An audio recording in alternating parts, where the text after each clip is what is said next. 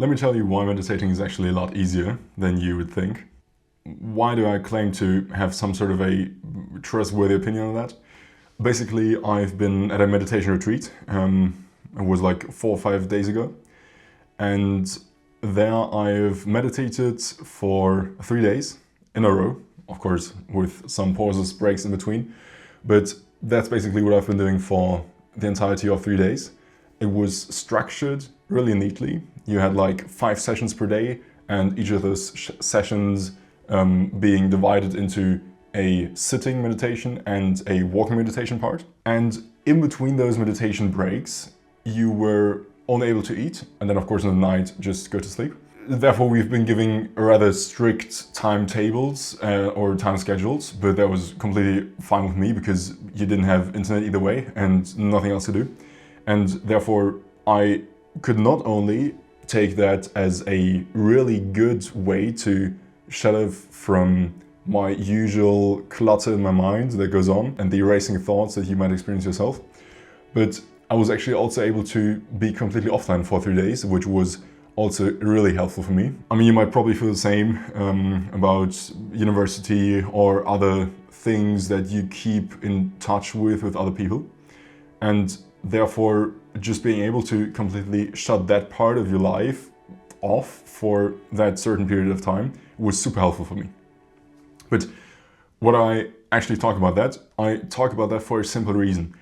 There, of course, you have a really neatly given time schedule and everything is presented for you, right? It is rather easy to follow the meditation practice that is being suggested and that you might also want to do for yourself. In private, however, so when you're back to your normal life, of course, that becomes much more difficult because then it is much more difficult for you to follow that meditation habit, that meditation routine. If, for example, you have got something else coming up, for example, I don't know, an assignment being due, friends wanting to party, whatever it might be. But I did realize, also in combination with reading Atomic Habits by James Clear, now the 3rd time in 3 years, that it is not actually that difficult to implement meditation in your daily life. It really isn't. But before I dive into the actual task of meditation itself, let me give you a structure which is the prerequisite for a successful meditation habit. Now, in order to be able to focus on your habits and do all of the things that you set out to do, you want to have a stable baseline, which in the most cases, and also in my case, is definitely a regular sleep schedule. Why is that so important? It is so important because you need to know a certain time of day when you'll get up, and when you explicitly have still enough time to do your 10 or 15 or 20 minutes of meditation right in the beginning of the day. If you don't manage to, for example, go to bed early enough, and then therefore are kind of reluctant to get up early, which then of course also shortens your time in which you are able to meditate, your habit is much less likely to be repeated on a regular basis. And therefore, if you have that sleep schedule lined up and you've got that going for you, that is a really important point. So this is point number 1, sleep schedule needs to be fixed. Second point, you want to have the practice of meditation in your mind just based on your surroundings. So for example, let me show you. Let me actually grab the camera right here. So this is my room, right?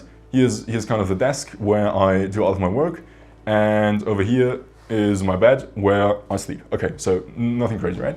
But now the really interesting thing is that once I enter my room, so kind of from that direction right here, I do enter my room and okay, here's my desk and my bed, all right, but instantly, every single time I enter my room, I see that yoga mat combined with the meditation cushion. Because one of James Clear's 4 rules of a successful habit implementation is to make that habit that you set out to achieve super obvious. So in that case, it is really obvious, also visually, for me to meditate because that is kind of one of the three main things that I first see once entering my room. Therefore, that visual clue really helps me to keep it in mind all day long. And when I, for example, do some work at my desk, I then see my meditation cushion and it comes back to mind and I remember, oh yeah, I wanted to do my meditation of 10, 15, 20 minutes this evening. This really helped me. So number one, sleep schedule. Number two, a visual cue in your direct surrounding. And number three, knowing that once you've missed one single practice of meditation, it is definitely not the end of your practice. Definitely not. Now, me personally, I've struggled with that realization for quite a while. I'm usually a person that does one thing either very, very well and on a really regular basis. And once I don't manage to do it 100% all of the time anymore, then I immediately kind of say to myself, also subconsciously, that now that I've kind of slacked off, it is not worth it to pursue that kind of habit anymore. Like I already told myself I have failed once and therefore it isn't worth it to even try to keep that kind of habit going because the streak isn't perfect anymore. And let me tell you, from somebody who's actually experienced that quite a few times, that is complete bullshit. It is complete bullshit because James Clear also says, and you might forgive me for always reciting him, but he actually has some valid points. He says that winners don't miss twice. And what does that actually mean? It means that if a quote-unquote winner, somebody who has a certain thing going for them, is of course not always perfect, because no single human is always perfect. Of course, there's some better quote-unquote people and there's some worse people, but also the perfect ones struggle to maintain a certain habit 100% of the time. However, and that is the crucial point now, winners take that loss and of course they don't say, well, it is completely fine, like there's nothing to worry about. No, they don't say that, but they accept that one single failure and know that it is still fine if they carry on with the habit they wanted to do in the first place. And therefore, that is my message to you. If you fail to meditate, for example, once in the evening, I've literally failed 2 days ago. Me, myself, telling you this in this video right now, I haven't meditated in one evening 2 days ago. However, I then did it the morning after the day and I did it the evening after the day. So I just kept going and now I'm back into my regular meditation routine. And so once you know those three main things, have a fixed sleep schedule, have those visual clues in your surroundings, and know that winners don't miss twice, you instantly have the base for your now meditation practice.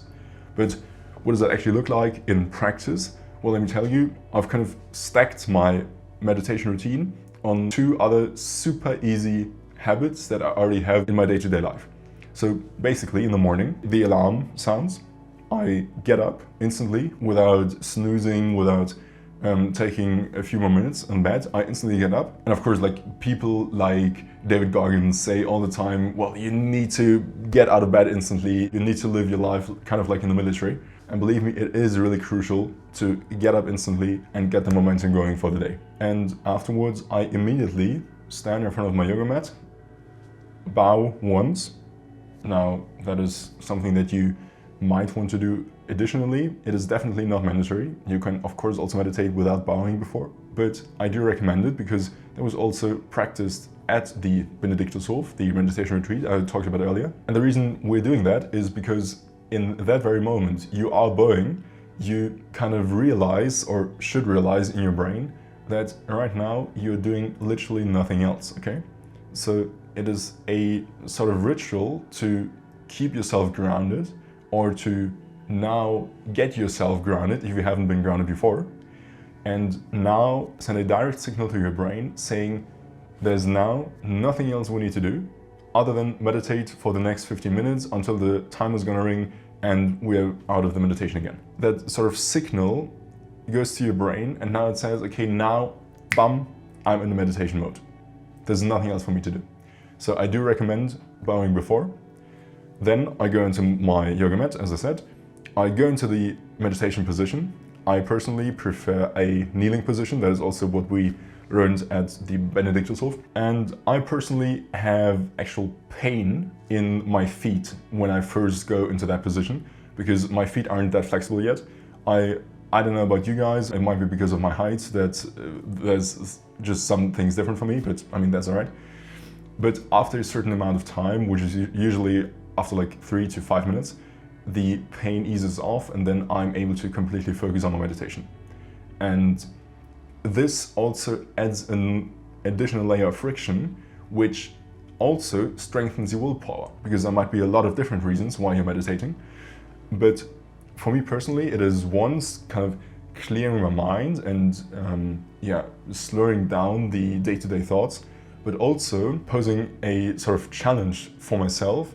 And once I have completed that kind of challenge, I now know that either I'm successful in the beginning of my day or I successfully completed my day. So either I get the momentum going and am now, after my morning routine, completely ready to go, or I have in the evening completed my meditation and now know, okay, now there's nothing else for me to do other than go to sleep, because I did all of the things I set out to do, and now my body and my mind are able to calm down. And there you have it. Those are the most important things to keep in mind when you want to establish a meditation routine. And believe me, it will not be as easy as you think it to be in this very moment, because right now you might be motivated and you might think that, oh my God, now let's fucking go, we just get the meditation going. But there will be failures and there will be friction and there will be moments where you say, no, I do not want to meditate at all. And of course, if you, for example, are in that moment physically incapable of meditating, or it just doesn't make sense because you, for example, have sore muscles, you, of course, also can pause the practice of meditation for a limited period of time and get back into it once you are completely recovered. So I do recommend to limit your meditation practice only to a point where it still makes sense. If you are like in excruciating pain and you're super sick, whatever, just relax and of course recover. But other than that, meditating is always super helpful for me. And with that, I hope that you're able to successfully begin your meditation journey. Now, here's a quick summary of the video so that you can remember the most important points. And of course, feel free to get back into this video if you have any additional questions or want to revisit certain points. Now, I do hope that this video was helpful for you. And if it was, please consider subscribing. It would actually mean a lot to me. Not like the usual saying, but it is actually a dream of mine to reach as many people as possible with the messages that I like to share. And therefore it would be much appreciated. Also like the video, maybe share it with friends. But now I don't want to bother you any longer. And therefore have a good day and keep meditating. Thank you, take care, bye.